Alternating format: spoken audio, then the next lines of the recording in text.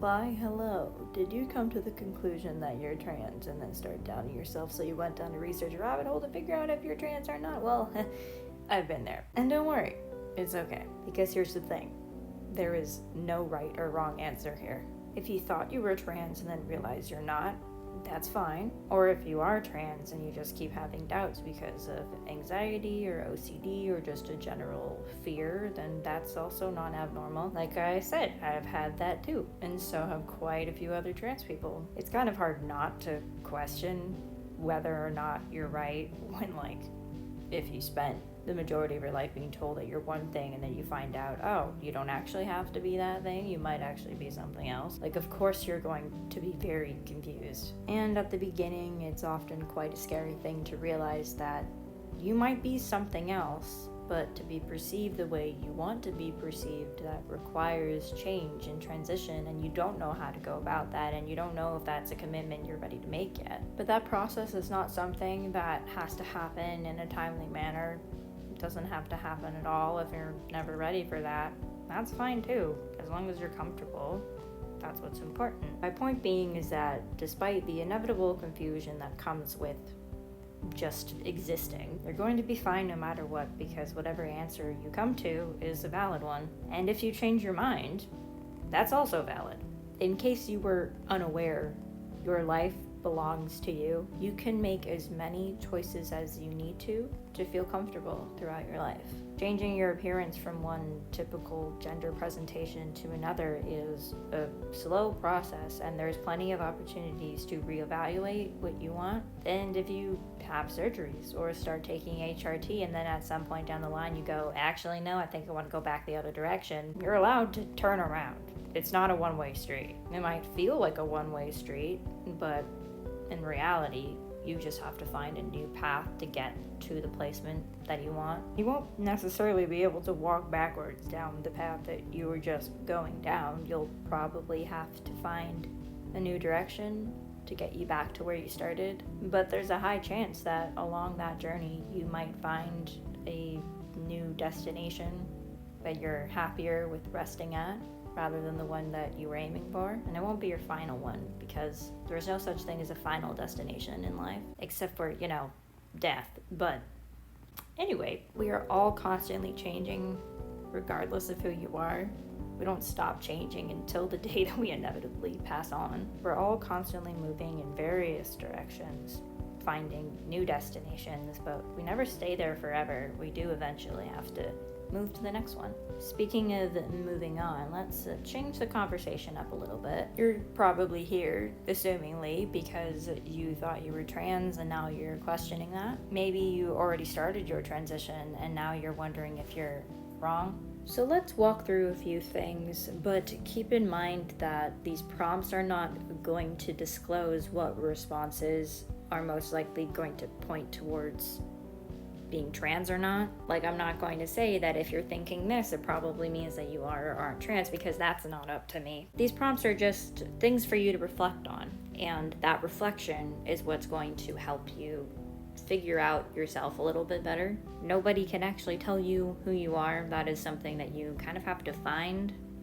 and that process of finding yourself doesn't have to be scary. It can be fun if you want it to be. Exploring your gender might seem stressful, because it probably is, but if you can manage it, it might be in your best interest to try to approach this with no expectations. You just want to learn a little bit more about yourself, and that might make it a little bit easier. You should be doing this for yourself and yourself alone, so let this be an act of self-compassion. So firstly, I'd recommend trying to figure out how you see yourself, and I don't mean in the sense of do you see yourself as girl, boy, non-binary, whatever. I'm not talking about the gender sense. Actually, you know what, let's forego gender altogether. Imagine yourself as just a genderless blob, and if you are a genderless blob, what is it that makes you you? Is it your creativity or your kindness, your honesty, loyalty? I don't know, maybe you have great hair, your ambition, your resourcefulness,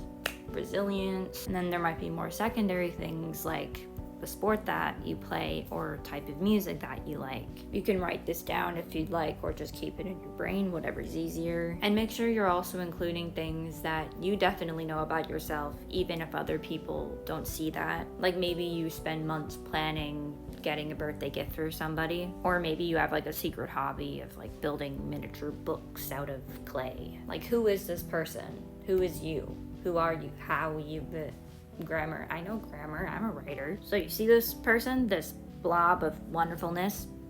Yeah, perfect. Okay. And now you can add the gender back in. What is the gender of this wonderful person that you're seeing? Now this next one, I would recommend using a journal or like a piece of paper to write it down, because it's probably something you're gonna need to track over time. You also could, if you have a phone, use your note app to type it in. Or maybe if you have like Microsoft Word, you can make a little table chart thing. Try maybe keeping track of what makes you dysphoric, what makes you euphoric, and what has more of a neutral vibe for you. Think about things like names or pronouns or adjectives like pretty or handsome, how you feel about your body or your voice or your clothes. Keep in mind that none of the things that I just mentioned have anything to do with your gender, but it might help you figure out how you feel about yourself. And regardless of your gender, just figuring out these things about yourself, like what feels best for you, is just going to help you feel more comfortable in general. In order to figure out what feels bad or what feels okay or what feels really good, I would recommend trying out different gender presentations, whether that be out in public or like in the safety of your bedroom, or if you have people that you can safely share this kind of thing with, maybe ask people to try different names or pronouns for you. I would also recommend doing some mental work to kind of unravel how you see gender as a whole, because it's a social construct, which means it's going to vary in perception from group to group, and sometimes within those groups it'll vary from individual to individual. So how do you interpret the concept of gender? Like, do you see man and woman as roles that simply just need to be fulfilled within society, and you're having trouble figuring out where you land? Like maybe you don't fit into a set list of what is expected of you, and that's what's throwing you off. Or maybe you see gender as just this intrinsic thing that people are just supposed to know about themselves, but you don't know that about yourself, and that's why you've been questioning. As someone who used to have quite debilitating gender dysphoria, but now finds it to be quite manageable, I find that a lot of that relief has come from realizing that you don't have to participate in this social construct we call gender. Like, I simply do not need to comply to it if I don't want to, or at least not all the time. It does fluctuate. A little bit fluid, but that's fine. I don't know where I am. I don't know what I am. I don't think that really matters, because that is not what determines who I am, you know?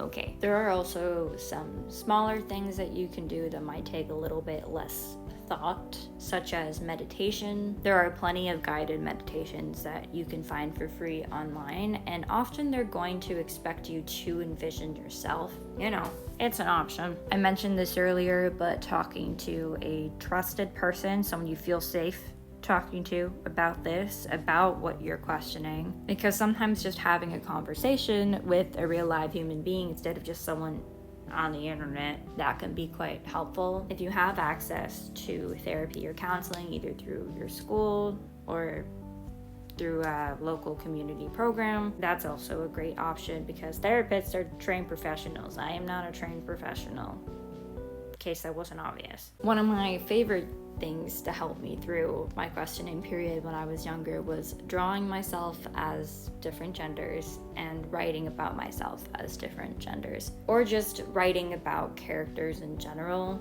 that were experiencing what I was going through, and I was trying to figure out what was going on with them by writing about those experiences. One small anecdote I'd like to mention. Personally, there have been times where I have been uncomfortable with trying to present as male, not because I'm uncomfortable with masculinity, but because it feels like it's not an image that I can achieve. Like, my dysphoria gets in my head, and it just tells me that I'm not good enough in any sense of the word. In the past, I thought that those moments of discomfort meant that I wasn't really trans. But in my case, I was just kind of simply, no, not simply. This is quite complicated. I don't know why I said simply. Younger me was just so distressed at the concept that I was never going to pass or be perceived the way that I wanted to, that I didn't think that I wanted to even try. I guess I just kind of shut off the thought that things could change.